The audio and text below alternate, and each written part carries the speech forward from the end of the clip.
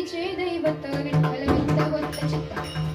तुकोबरांसाठी विठ्ठल काय असेल त्यांचं सर्वस्व आहे आणि म्हणून तुकोबराय आपल्याला विठ्ठलाचं नाम कंठामध्ये धारण करण्यासाठी प्रवृत्त करतायत किंवा सांगतायत, उपदेश करतायत तुम्ही कंठामध्ये धारण करा. मग कंठामध्येच का सांगितलं? शरीरामध्ये कंठ ही शरीराचा मध्यबिंदू आहे. ज्याप्रमाणे पूर्वी असायचं म्हणजे टॉयलेट आणि बाथरूम मध्ये म्हणजे दोन्हीकडे उजेड पडावा म्हणून त्या दोन्हीच्या मध्ये असणाऱ्या भिंतीवर मध्यावरती बल्ब लावला जायचा, ट्यूबलाईट लावली जायची, त्याचा उजेड दोन्हीकडे पडला जायचा.